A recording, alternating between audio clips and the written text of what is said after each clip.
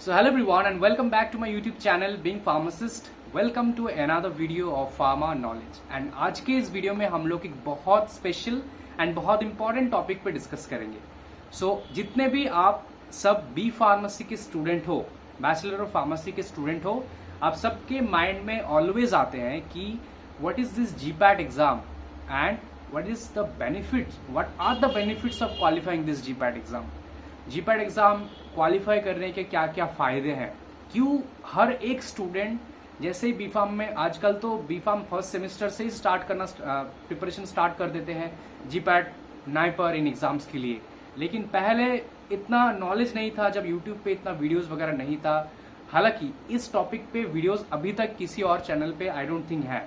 तो I think कि मैं इस टॉपिक पे वीडियो बनाता हूँ एंड थोड़ा एक्स्ट्रा इन्फॉर्मेशन मैं आपको दूंगा जो आपको किसी और वीडियो में नहीं मिलेगा.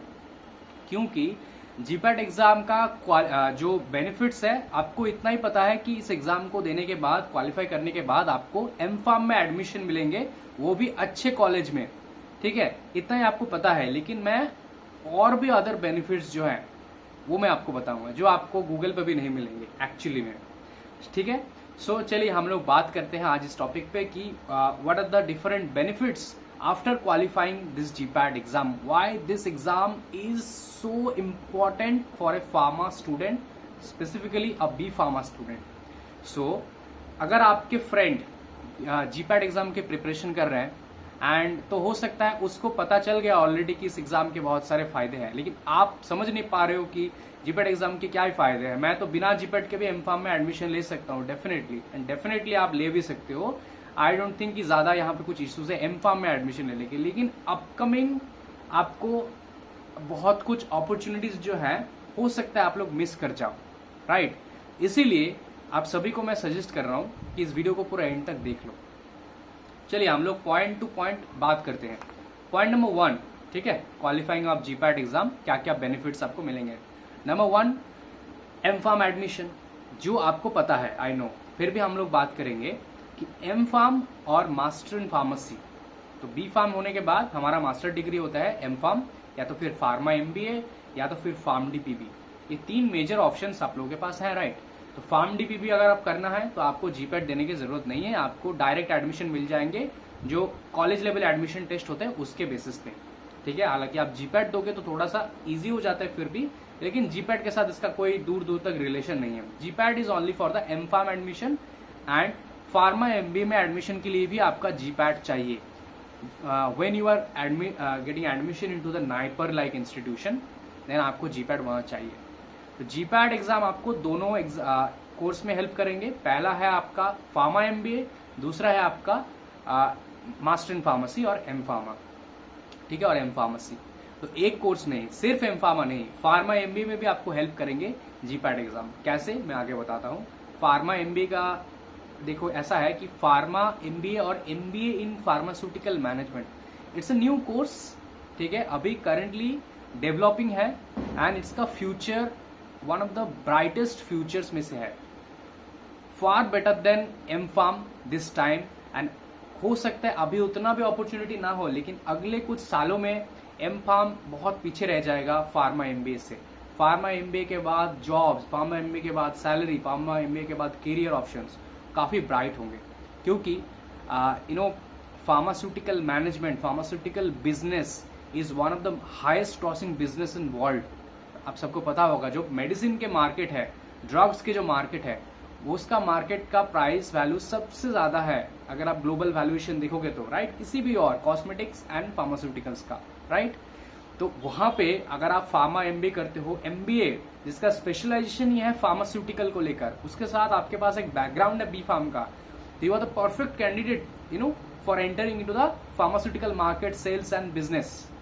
सैलरी काफी अच्छे होंगे, आप सबको पता है मार्केटिंग में सैलरी ऑलरेडी काफी अच्छे हैं, राइट. और वहीं पे आप एम फार्म को देखोगे तो 99% एम फार्म स्टूडेंट्स को जॉब नहीं मिलते हैं and they work as a faculty. किसी का एज अ टीचिंग उनको पसंद है, वो भी फैकल्टी के जॉब करते हैं, किसी को पसंद नहीं है, उनको भी करना होता है. 99% कॉलेजेस में इंडिया में 1% कॉलेजेस हैं जो ट्रूली प्लेसमेंट्स देते हैं, अच्छे इंस्टीट्यूट्स में रिसर्च के लिए, अच्छे इंडस्ट्रीज में for the research and development में, for the formulation scientist positions के लिए, उनकी बात अलग है, क्योंकि मैक्सिमम स्टूडेंट्स जो फेस कर रहे हैं that is the main scenario, right. And आप सबको पता है अभी बी फार्म और एम फार्म में सैलरी में भी ज्यादा डिफरेंस नहीं है, करीब करीब सिमिलर ही सैलरीज मिल रहे हैं, राइट। आप बी फार्म के बाद 1 साल का एक्सपीरियंस कर लो तो भी आप एम फार्म के इक्वल हो जाते हो वहां पे। एंड एक्सपीरियंस स्टूडेंट्स को एम फार्म से भी ज्यादा प्रायोरिटी दिया जाता है, that is also a real based thing. चलिए ये तो हो गया आपका। तो वहीं पे फार्मा एमबीए में अगर आपको एडमिशन लेना है, मान लो आपको एडमिशन लेना है नाइपर में। नाइपर आप सबको पता होगा one of the best institutes for our pharma education in India as well as in world. So अगर आपको एडमिशन लेना है तो आपको जीपैट देना ही होगा। पहले आप जीपैट क्रैक करोगे, फिर नाइपर क्रैक करोगे, फिर आपको मिलेंगे फार्मा एमबीए में एडमिशन। एंड फार्मा एमबीए में सीट कम है, लेकिन जितने भी स्टूडेंट्स को मिलते हैं एडमिशन, उनका फ्यूचर सबसे ब्राइटेस्ट होता है, ठीक है, far better than M pharm I think. और वहीं पे हम लोग बात करते हैं दूसरे कॉलेजेस की, तो जैसे IIHMR Jaipur, one of the best institute I think for pharma MBA other than NIPER. वहां पे भी अगर आपको एडमिशन चाहिए तो अगर आपके पास कैट, मैट, जी मैट, इन मैट ये सब है तो आपको एडमिशन मिल सकता है। लेकिन अगर आपके पास जीपैट है तो भी आप एलिजिबल हो जाते हो डायरेक्टली। तो आप फार्मा स्टूडेंट हो बी फार्मा का, कहाँ पे आप कैट का प्रिपरेशन लोगे, मैट का लोगे, एन मैट का लोगे? बेटर है ना आप जीपैट एग्जाम दो और डायरेक्ट आपको एडमिशन मिल जाए, राइट। तो सारे इंस्टीट्यूट्स में अगर आपके पास जीपैट है तो फार्मा एमबीए में भी एडमिशन में बहुत हेल्प मिल जाएंगे आपको, ठीक है। या तो फिर इंस्टीट्यूट लेवल पे एग्जाम भी आप दे सकते हो, है ना। लेकिन अगर कोई एक एग्जाम आपको 2 कोर्स के लिए अपॉर्चुनिटी ओपन कर रहा है तो प्रॉब्लम कहाँ है? और जो मैंने आपको पहले बताया था कि फार्म डी पीवी, उसमें भी आपको यहाँ पे गेटवे ओपन कर देते हैं अपना जीपैट। जैसे मान लो अगर आपको पूना कॉलेज ऑफ फार्मेसी में एडमिशन लेना है, अगर आपके पास जीपैट क्वालिफाइड है तो आप प्रायोरिटी वाले कैंडिडेट हो जाते हो, है ना। अगर आपको जेएसएस में एडमिशन लेना है तो भी आप अच्छे प्रायोरिटी वाले कैंडिडेट हो जाते हो for the Pharm D PV also. Manipal में एडमिशन लेना है तो भी। So Manipal, Poona college of pharmacy, JSS, जहां जहां पे है एक्चुअली फार्म डी पीवी, काफी हेल्प करेंगे आपको जीपैट एग्जाम। तो 3 एडमिशन हो गया 3 कोर्स में, सिर्फ एम फार्म में नहीं। सेकंड मेरा पॉइंट है जो कि है आपका स्कॉलरशिप। स्कॉलरशिप में मैं फार्मा एमबीए को और फार्म डीपीपी को कट कर रहा हूं, बिकॉज स्कॉलरशिप और स्टाइपेंड जिसको बोलते हैं, जो कि मिलते हैं हर एक एम फार्म स्टूडेंट को जिन्होंने जीपैट क्वालिफाई करेंगे, राइट। जो भी जीपैट क्वालिफाई करेंगे उनको 2 साल के लिए हर महीना मिलेंगे 12,500। ये सिर्फ क्वालिफाइड स्टूडेंट्स को मिलेंगे। लेकिन आप एडमिशन लोगे तभी आप एडमिशन नहीं लोगे तो मिलेगा नहीं। आपको पीसीआई अप्रूव्ड कॉलेज में, रेपुटेड इंस्टीट्यूट्स में आप एम फार्म एडमिशन लोगे जीपैट को स्कोर को यूज करके। ऐसा बहुत स्टूडेंट्स करते हैं कि वो जीपैट के बेस में एडमिशन नहीं लेते तो बाद में उनको मिलता नहीं है, राइट। तो ये भी याद रखना आपको, जीपैट के बेसिस पे ही आपका मार्कशीट, आपका मेरिट लिस्ट सब कुछ आना होगा, है ना।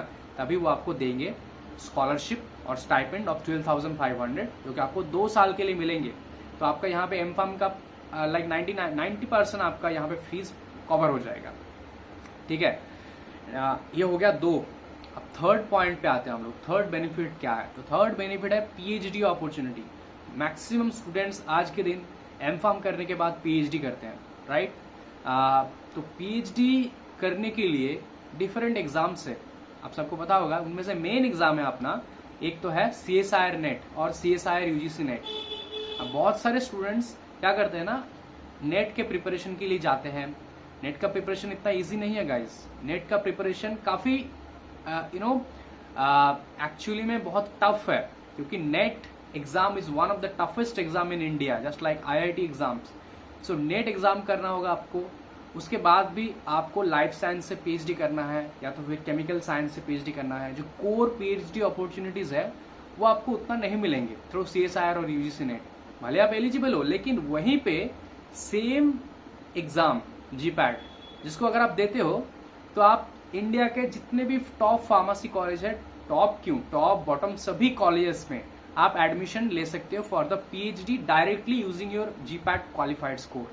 उसके बाद 30% आपका इंटरव्यू के स्कोर लिया जाएगा। वो तो हर पीएचडी एग्जाम में होता है। 70% प्लस 30% आपका इंटरव्यू होगा। तो थर्ड यहाँ पे हो गया आपका, पहला स्टाइपेंड, एडमिशन, और थर्ड है आपका पीएचडी अपॉर्चुनिटी। जीपैट एग्जाम दोगे, आपको कोई नेट देने की जरूरत नहीं है, कोई सेट देने की जरूरत नहीं है। GPAT exam is alone enough. लेकिन अगर आपको नाइपर से पीएचडी करना है तो अगेन आपको नाइपर पीएचडी एग्जाम देना ही पड़ेगा। नाइपर में जाने के लिए नाइपर देना होगा आपको, लेकिन आप एलिजिबल हो जाओगे उसी जीपैट के स्कोर से, राइट। ये हो गया आपका थर्ड, ठीक है। वीडियो थोड़ा लॉन्ग हो रहा है आई नो, बट इंपॉर्टेंट है। 4 ऑप्शन, ओके, नंबर 4। तो 4 बेनिफिट्स नंबर क्या है उसमें, आपका जॉब अपॉर्चुनिटी है, स्पेसिफिकली गवर्नमेंट जॉब अपॉर्चुनिटीज। अब देखो प्राइवेट जॉब्स के लिए जीपैट इतना वैल्यू नहीं है, एक्सक्लूडिंग द फैकल्टी जॉब्स। अगर आपको कॉलेज में जॉब चाहिए, अगर आप एकेडमिक्स में जाना चाहते हो, then if you have the GPAT qualified score, आप जीपैट क्वालिफाइड एक कैंडिडेट हो, then you are the most preferable candidate, है ना। क्योंकि मान लो 10 एमफार्म स्टूडेंट गए हैं एक इंटरव्यू देने, उसमें से किसी के पास टीचिंग एक्सपीरियंस है, किसी के पास टीचिंग एक्सपीरियंस नहीं है, किसी के पास थोड़ा रिसर्च एक्सपीरियंस है, किसी के पास नहीं है, किसी के पास जीपैट है, किसी के पास नहीं है। आप लोग तो खुद ही समझ सकते हो किसको लेंगे। जिसके पास कुछ है उसी को तो लेंगे। स्किल्ड कैंडिडेट उसी को बोला जाता है जिसने कुछ अचीव किया है, राइट। भले आपके पास कुछ एक्सपीरियंस हो टीचिंग का तो आपको ले लेंगे। आपके पास अगर जीपैट क्वालिफाइड है तो वो होता है ना, एक पर्टिकुलर किसी कॉलेज के लिए वो एक फैकल्टी को एक अलग एक स्टेटस दे सकते हैं। स्टूडेंट्स मोटिफाइड होते हैं, राइट, मोटिवेटेड होते हैं कि हाँ ये जो सर है ये जीपैट क्वालिफाई किया है, नाइपर क्वालिफाइड किया है, कोई गवर्नमेंट एग्जाम है उसको क्रैक किया है, तो वो मोटिवेटेड होते हैं, राइट। कि इन सर से अगर हम लोग अगर हम लोग को पढ़ाएंगे ये लोग, तो हो सकता है हम लोग भी सीख पाएंगे कैसे इन्होंने किया है क्रैक, हम लोग भी उसी टिप्स को फॉलो करेंगे, etcetera etcetera. You can understand what I am trying to say. So ये होता है एक, ओके। सो इसीलिए फैकल्टी जॉब्स में GPAT qualified students are always preferable candidates. और गवर्नमेंट अपॉर्चुनिटी की जैसे मैं बात कर रहा था, पॉइंट नंबर 5, वो है जैसे different institutions and research organisations होते हैं, जैसे Indian council of medical research, Tata institute of fundamental research, उसके साथ साथ और भी कुछ हैं, DRDO हो गया, इनमास मान लो, institute of nuclear medicine and research. ये जो कुछ गवर्नमेंट ऑर्गेनाइजेशंस होते हैं, ओके, प्योरली गवर्नमेंट और undertaking, including CDSCO, pharmacy council of India, ये जो जितने भी है, सो इन सब से रिसर्च के अपॉर्चुनिटीज आते हैं for the JRF, junior research fellow और सीनियर रिसर्च फेलो। और उसके लिए they look for the GPAT और गेट और net qualified student. Again same चीज रिपीट हो रहा है। तो आप लोग गेट देने जाओगे इन पोजीशंस के लिए, नेट देने जाओगे, कहाँ जाना है, एक ही एग्जाम जीपैट दे रहे हैं तो आप लोग एलिजिबल हो जा रहे हो इन सारे रिसर्च पोजीशंस के लिए। जैसे TIFR से आता है, Tata institute of fundamental research के लिए जूनियर रिसर्च फेलोशिप, 1 साल का 2 साल का प्रोजेक्ट्स होते हैं, उनमें लिखा ही रहता है कि जीपैट और गेट और नेट क्वालिफाइड स्टूडेंट्स चाहिए, अगर वो फार्मा रिलेटेड रिसर्च होते हैं तो, राइट। सिमिलरली ICMR से आते हैं, फार्मेसी काउंसिल ऑफ इंडिया से आते हैं, DRDO से आते हैं, CDSCO से आते हैं। सो गवर्नमेंट रिसर्च अपॉर्चुनिटीज के लिए आपके पास अपने B.Pharm या फिर M.Pharm के साथ साथ कोई एक एग्जाम क्वालिफाई आपका चाहिए ही चाहिए, मैंडेटरी। सो टीचिंग हो गया, टीचिंग में आप प्रेफरेबल हो गया, और रिसर्च में हो गया, ठीक है। तो हम लोगों ने बात किया PhD अपॉर्चुनिटी पे आपको हेल्प मिलेंगे, गवर्नमेंट रिसर्च अपॉर्चुनिटीज में आपको हेल्प मिलेंगे, उसके साथ साथ आपको हेल्प मिल रहे हैं यहाँ पे फैकल्टी पोजीशंस के लिए, उसके साथ साथ M.Pharm admission in 3 courses actually, not 1 courses, और स्कॉलरशिप और स्टाइपेंड अपॉर्चुनिटी। तो ये जो अपॉर्चुनिटीज है, ये सभी अपॉर्चुनिटीज आपको एक ही एग्जाम क्रैक करके मिल रहा है। सो आई डोंट थिंक इसके बाद और कुछ बताने की जरूरत है। आई होप आप लोग समझ चुके हो कि क्यों सभी इस एग्जाम के लिए अभी first, second same, third same से प्रिपरेशन करना स्टार्ट कर देते हैं। मैंने सोचा कि जीपैट एग्जाम करीब आ रहा है तो इसके लेकर एक वीडियो बना देता हूँ मैं अभी इस टाइम पे। तो मैंने बना दिया एंड आई होप ये आपको काफ़ी मोटिवेट करेंगे एक्चुअली।